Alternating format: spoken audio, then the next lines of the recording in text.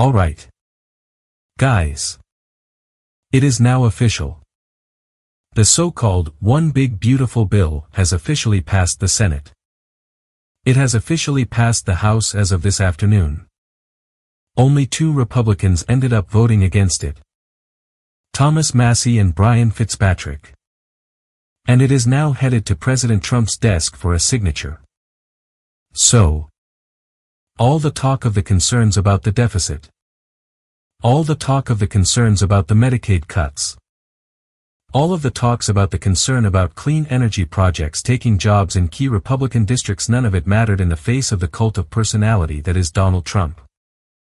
As a reminder here, we've been covering this for a while on the show. But here are some of the key provisions of the bill. As I see it, the best way to think about it is as a giant upward transfer of wealth from the poor and the working class. Through Medicaid cuts, food stamp cuts, etc. All to fund a giant tax cut for the rich to the tune of multi-trillions of dollars. In addition, you have an ideological attack on clean energy generation, including EVs and solar. And on top of that, you have a gigantic expansion of the police and surveillance state, including making ICE the best-funded federal law enforcement agency, with a larger budget than the militaries of many countries, including places like Brazil and Israel. Alongside that, there's a huge expansion in the budget that will go to private prison contractors for mass detention facilities for immigrants. So, a huge upward transfer of wealth, coupled with a mass surveillance and deportation apparatus and an ideological attack on clean energy, is how I think of this. But of course, there are other things entailed as well. Here is Jeff Stein, a great reporter from the Washington Post, summarizing what's in here. He says, "I'm massively oversimplifying here, so feel free to yell at me." But he did his best to summarize. Number 1, extending and increasing the previous GOP tax cuts. The ones with broad reach from the original Tax Cuts and Jobs Act. Number 2, the tax cuts that benefit the top 1%, the cut for the top bracket. Changes to 199A. And the estate tax exemption being lifted to $15 million. Very few people will ever pay the estate tax. At a cost of $1 trillion. Then there's what he calls the Trump 2024 campaign grab bag items that are coded to appeal to the working class. At least on the surface.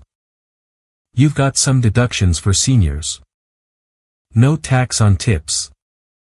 And a car interest deduction, which altogether accounts for about $0. 5 trillion. As opposed to the multi-trillions going to the wealthy. You also have business tax breaks, including expensing R&D, massive funding for immigration enforcement, and a gigantic military budget. Major safety net cuts targeting Medicaid and food stamps with work requirements. New cost sharing and paperwork requirements. Cuts to subsidies for rooftop solar, EVs, and heat pumps. And a total deficit hit of somewhere around $3 trillion. According to the CBO. So, that's what we're talking about here. It's traditional GOP priorities funding the oligarchy, cutting the social safety net, and a huge military and surveillance apparatus expansion, all on steroids. It's the largest upward transfer of wealth in American history.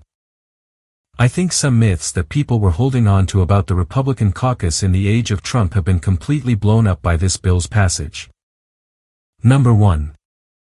The Tea Party era is officially over. All of those. The Chip Roys and the Burchetts of the world who make noise about the debt and the deficit, forget about it. They got bought off. According to Burchett's video, he was just delighted that the president gave him the time of day. The cult of Trump wins out. The idea that there was any separate, populist right faction, with someone like Josh Hawley as its emblem, is also a fantasy. He went so far as to write a New York Times op-ed about how Medicaid should not be cut. Of course, Medicaid is slashed in this bill, and everyone knows millions of people will get kicked off. And lo and behold, Josh Hawley, after saying he wouldn't vote for a bill that cuts Medicaid, voted for the bill that cuts Medicaid. So did all the other self-styled populists. And then you have the so-called moderates in swing districts, the Lisa Murkowskis, the Susan Collinses. In the House, they have their own moderates who were making noises, saying, "Oh, we're a little uncomfortable about Medicaid," or signing a letter about how they don't want this attack on clean energy. In the end, it didn't matter. When Trump said jump, they said, "How high?" With the exception of 2 in the House, they all sucked it up and voted for it. The only people who appear to have any consistent principles are the ideological libertarians, Thomas Massie and Rand Paul. But it is Trump's party. He barely even knew what was in the bill. He just wants to win and deliver for his donors.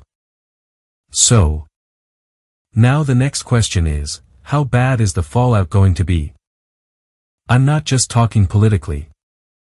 I'm talking about real life. I spoke with David Dayen of the American Prospect, and he's been tracking this bill's potential impacts. He seems particularly concerned about what this will do to the hospital system, especially the rural hospital system. Hundreds of rural hospitals could potentially close because of the massive cuts to Medicaid. When you add it all together, you've got at least 17 million people who are going to get kicked out of health insurance. That leaves people in rural communities without any place to go for hours. If you're having a heart attack, you might not get care in time. In many of these small towns, the hospital is the largest employer. If you're a business thinking of opening up in that town, how are you going to attract talent if there is no medical care nearby? The other question, of course, is what the political fallout will be. We know that this bill is wildly unpopular among the American public. Harry Enton broke down just how unpopular it is. Let's take a look. I'll give you some adjectives. How about awful? Horrible. And to quote our dear friend, Sir Charles Barkley, terrible. Terrible. Terrible. Why don't we take a look at the big beautiful bill? I got 5 different polls. This is the net favorable rating. The highest rating comes from the Washington Post at -19 points.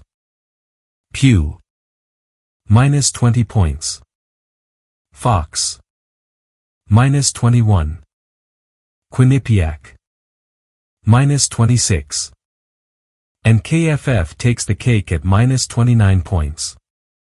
When you have a bill whose net favorability ranges from -19 to -29, the bottom line is the American people don't see this as a big beautiful bill. They see it as a big bad bill. They hate it. Hate it. Hate it. He goes on to indicate that among independents, it's even worse, something like -43 points. However, I also saw numbers indicating that many Americans don't really know that much about this bill. They aren't aware that it entails significant Medicaid cuts. There is a possibility that the blame for the real-world fallout from this doesn't get fully metabolized by the public because of the Donald Trump flood the zone strategy. Part of the reason this didn't get as much coverage as it deserved is that we were all fixated on other things, like whether we were at war with Iran. The constant chaos just doesn't leave a lot of space to properly discuss something this massive. In another week, God knows what Trump will do next.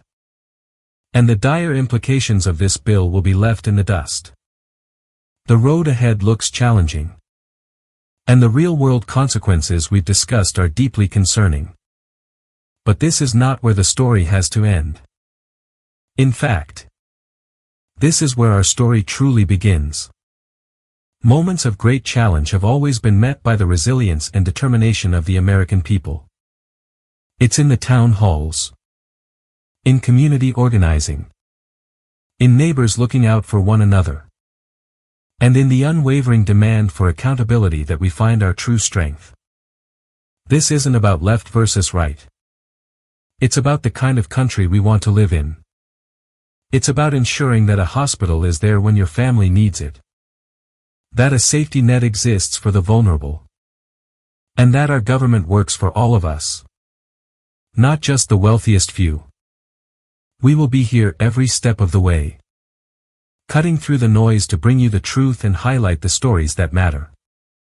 If you believe in this work and want to stay informed and engaged, please take a moment to subscribe to our channel. Click that notification bell so you don't miss an update. By joining our community, you help us continue this vital conversation. Together, we can hold power accountable and work towards a future that is not just beautiful in name, but beautiful in reality for everyone. Thank you for watching.